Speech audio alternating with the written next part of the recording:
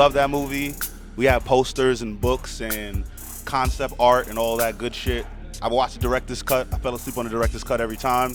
I feel like that movie is amazing. I fell asleep on it 5,000 times too. I don't think I've ever stayed up and watched the whole thing front to back. Oh, fun fact. Someone told me recently that Pink Floyd was supposed to do the real sound, the score to that movie originally. And that, I forgot the name of the song. This opening sequence for the movie is a song that they have that syncs perfectly. And in case you didn't know, the album that we made is synced perfectly to the movie until the album stops. Yeah, so try that when you get home. When you see the MGM line, you press play on the album and then have fun. David Nakayama, who is a comic book artist. He also drew Deadpool amongst some other Marvel characters. My manager that's standing behind you, he listens to everything we say, and we told him we wanted somebody to draw something great for us. And he said, who better than somebody at Marvel? That's the shit that we grew up on, reading comic books, watching TV, playing video games. It was like a dream come true or some shit.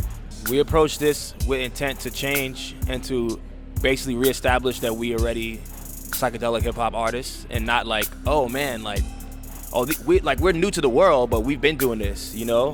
Quote himself, like, we've been doing this. So it's not like that changed much. It was more like, well, we'll tell you again who we are and why we do this shit.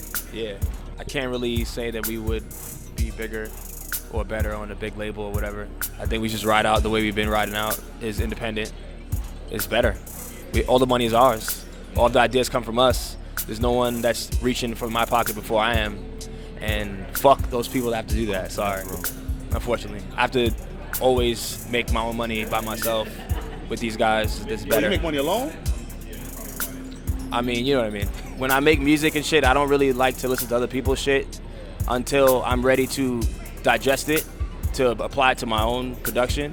And I guess I don't really look at other people's and say, I need to do what they're doing. I'm thinking, like, how does that make people feel? What is the reaction that this producer gives people when he does this particular thing, you know? And how can I apply it to what we do? But it is important it was important for me to do the whole first album just because, like, I've been producing everything for us this whole time. I didn't see why we had to go get somebody else. They would probably spend a lot of money, too, doing that. And this is all me, baby, so it's lit. You don't need nobody else. That's how I feel. I make a beat with all of them in there. And then when we go to sleep, before I go to bed, I send it to them. Or I don't because I fall asleep from smoking too much weed. Sometimes I don't want to see him make the whole beat. Sometimes I just want to see the sample that he's cutting and come back 5 hours later and see what he has. Sometimes I want to be there for the whole process. Depends. Sometimes it's good for a guy to make the shit alone and have no distractions. I'm farting and coughing in the background. I think naturally when me and Juice are sitting there listening, we just come up with melodies or start writing, and then it's just natural, just jamming out, like how they jam out, the bands jam out in the garages and shit, pretty much.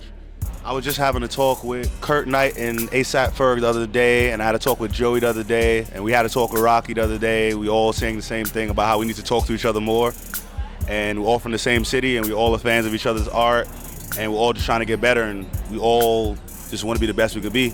And honestly, the only way you can be the best is if you support your people. I wouldn't be as great if I didn't have these two guys, and likewise with them. You know, who knows if I was to call Joey right now and say, hey man, do you think I should do an interview with Esquire? And he says, last time I did an interview with them, it went great, do it. Or you think I should eat this girl's fucking vagina that I just met? Hey Rocky, I know you got fucking problems, should I do this? And he says no. And that's very important. Camaraderie is very important.